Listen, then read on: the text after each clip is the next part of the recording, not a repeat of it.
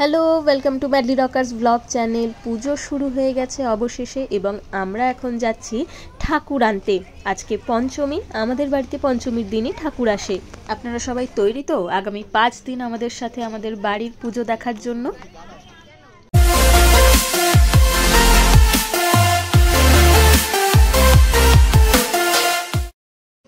বলবি ওই শব্দ ওদেরকে বলে রাখবি।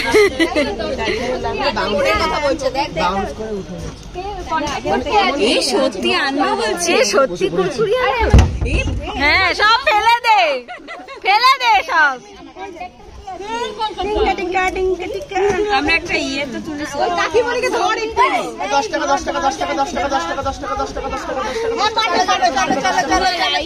কিসের 10 টাকা? No ticket, no ticket. আপনার টিকিট? আবার টিকিট নেই। এই তো বাচ্চা 5 বছরের ঊর্ধ্বে ভাড়া লাগিবে। ও দেখতে তো 4 বছর লাগে। 4 বছর। বাবা সঞ্জয় শেষ হচ্ছে না, কখন থেকে খেয়েই যাচ্ছে মুখ চলেই যাচ্ছে। আমরা চলে আমাকে এত মাসে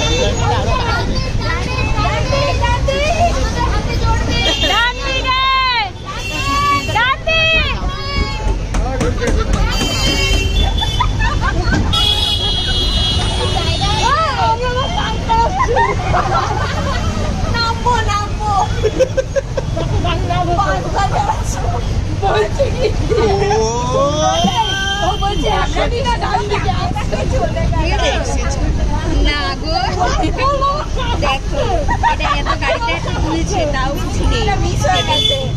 This is called iPhone stability. এই আমার জন্য ভালো দুটো গণেশ ফুল 7 এবার 16 এটা সুস্মিতা জন্মদিনের দিন কিনেছি। ব্লগ বানিয়ে থাক। আমরা যে শাড়িগুলো দিয়েছিলাম সেই শাড়ির আবার শাড়ি বেঁচে গেছে, সেই শাড়ি দিয়ে এখন আবার কোথায় ঠাকুর? সেই কুর্তি পরে আমরা আবার দুর্গা ঠাকুর দেখবো। হচ্ছে হ্যাঁ, একটা কুর্তি পরবে বাবি, একটা বেনি, একটা শন্টি, একটা মনি হয়ে গেছে। আর সুস্মিতার জন্য কল্পনা জুয়ের জন্য আর হলো না। সামনের বছর যদি পুজো করে আবার কাপড় দেবো তখন আবার বানাবে। আর গণেশ কই? গণেশ কই?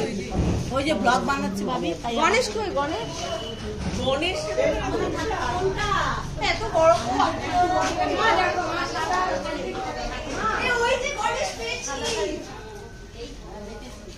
গণেশের ঘুরিটা আসবে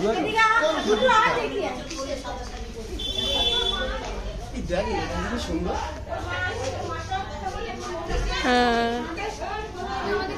আমাকে দেখতে সিংহের মতো লাগে। দর্শকরাই বলবে তোকে দেখতে সিংহের মতো লাগে কিনা। দেখি আমাদের ঠাকুর কোথায়? উপরে। হ্যাঁ,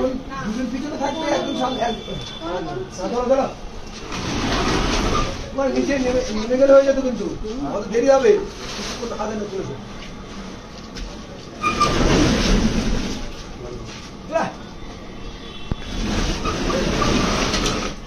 আর সমান নাম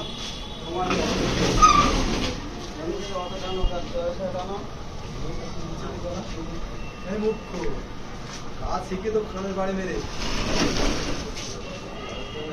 মামা সামনে এসো না, পুরো সামনে এসো, এরকম সাইডে এই যে এখন রওনা দিল, বটতলার থেকে রওনা দিল, যাবে হচ্ছে নন্দননগর। সেখানে যাবে না ব্যাঙ্গালোর। আরেকজন ওইদিকে নাচ করছে, সুস্মিতা বলে একটা মেয়ে, আর অনেক দেখছে, ভিডিও করছে।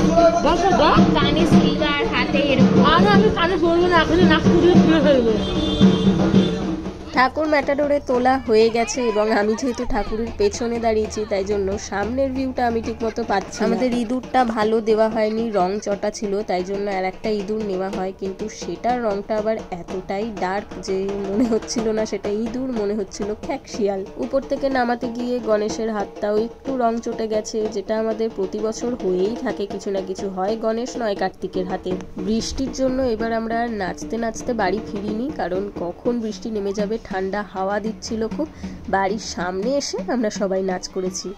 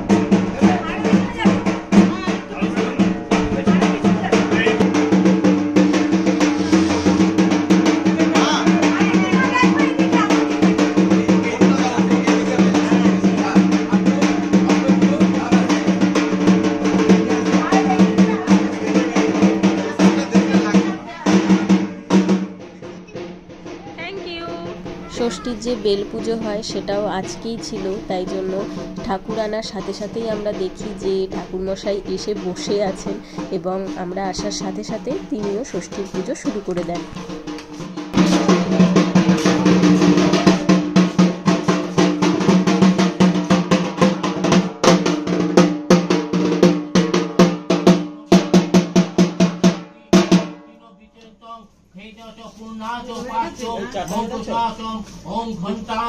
এই চাটাই দিয়েছে মদন কাকু, তো পঞ্চানন তলে চাটাই দিয়েছে, বললো যে মদন কাকু চাটাই দিয়ে দেবো, একটা কাকে ফোন করলো। হ্যাঁ আমি এলাম আর এখানে ষষ্ঠীর বেল পুজো হয়ে গেছে। পা কেটে গেছিল আমার যখন ঠাকুর আনতে গেছিলাম আমরা, মানে পায়ে পেরেক ফুটে গেছিল, তো সেই অবস্থায় আমি আবার একটা নাচের প্রোগ্রাম করে এলাম, খুব বেশি দূরে নয় বাড়ি থেকে। তারপরে এসে আমি আবার টিটেনাস দিতে গেলাম। এখন টিটেনাস দিয়ে এসে দেখছি পুজো হয়ে গেছে। তো আজকের ভিডিওটা এখানেই শেষ। কালকে আবার ষষ্ঠীতে অস্ত্রদান হবে। তো এই পুজোটা প্রতি বছর সকালবেলাই হয় ষষ্ঠীর দিন, কিন্তু এবার দেখলাম পঞ্চমীতে যেদিন ঠাকুর এনেছি সেদিনই হয়ে গেল। এই আলপনাটা বোন আর সন্টি দিদি মিলে দিয়েছে দুদিন ধরে, এবং ইচ্ছা আছে ঘরটা একটু সাজানোর। সেটা দেখা যাক কি করে সাজানো হবে। আজকে রাত্রের মধ্যেই করা হবে, যা করা হবে। ওই যে দেখা যাচ্ছে সাজানোর জিনিস। আপাতত আজকের ব্লগটা এটুকুই। সবাইকে শুভ মহাপঞ্চমীর শুভেচ্ছা। ভালো করে পুজো কাটাবেন সবাই।